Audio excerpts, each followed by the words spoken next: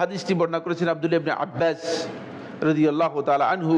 আল্লাহ রাসূল সাল্লাল্লাহু আলাইহি ওয়াসাল্লামের অত্যন্ত কাছের সাহাবী, এই উম্মতের সবচেয়ে শ্রেষ্ঠ পণ্ডিত হিসেবে যিনি মর্যাদা লাভ করেছেন, রাইসুল মুফাসসিরিন আব্দুল্লাহ ইবনে আব্বাস রাদিয়াল্লাহু তাআলা আনহু বর্ণনা করেন। তিনি বলেন, রাসূলুল্লাহ সাল্লাল্লাহু আলাইহি ওয়াসাল্লাম ইরশাদ করেছেন, আইনান লা তামাসসুহুমান নারু, দুইটি চোখ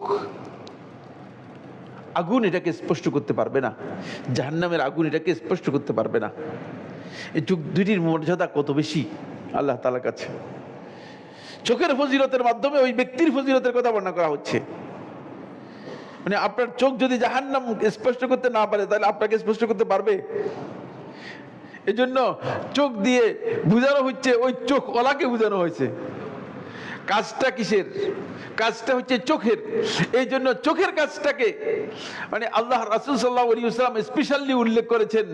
এর মাধ্যমে রাসূলুল্লাহ সাল্লাল্লাহু আলাইহি ওয়াসাল্লাম বুঝাচ্ছেন যে এই চোখ ওলাকে জাহান্নাম কোনোদিন কি করতে পারবে না, স্পর্শ করতে, জাহান্নাম কখনো স্পর্শ করতে পারবে না।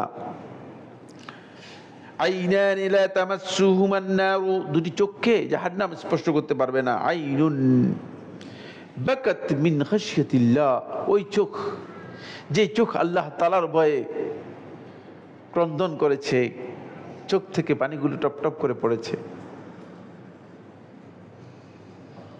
যে চোখ থেকে আল্লাহ আমিনের ভয়ে পানি বের হয়েছে, জাহান্নামের আগুন সেই চোখ কোনোভাবেই নিতে পারবে না।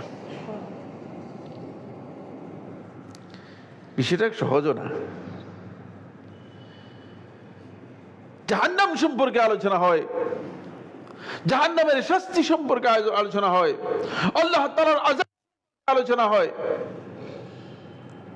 কই আমাদের চোখগুলো তো বিগলিত হয় না, আমাদের চোখগুলো তো অশ্রুসিক্ত হয় না, আমাদের অন্তরগুলো বিগলিত হয় না, আমাদের মনের মধ্যে কোনো ধরনের ক্রিয়া প্রতিক্রিয়া বিক্রিয়া কোনোটাই হয় না।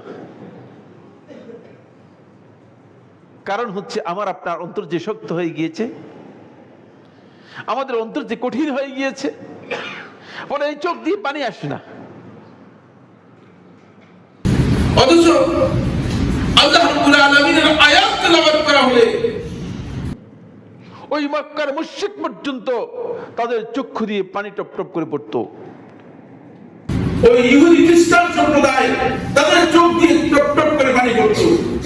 কিন্তু কোরআন কারীমের সেই আয়াতগুলো যখন আমরা সকল ঈমানদারদের সামনে পেশ করা হয়, ওই আমাদের অন্তরের অবস্থা এমন হয়ে গিয়েছে, কারো অন্তরের মধ্যে মুনাফিকি দিয়ে অন্তর ভরপুর হয়ে গিয়েছে, কারো অন্তরের মধ্যে অপরাধ, অন্তর শক্ত হয়ে গিয়েছে, ফলে অন্তরগুলো বিগলিত হয় না, সেখান থেকে চোখে পানি আসে না, চোখে পানি আসে না। আবার কারো চোখে পানি আসলে আবার আমরা যারা শয়তান আমাদেরকে আক্রান্ত করেছে, শয়তান আমাদের মধ্যে কাজ করেছে, আমরা বলি যে এই লোকটা মনে হয় সুফি হতে পারে। মাআযাল্লাহ।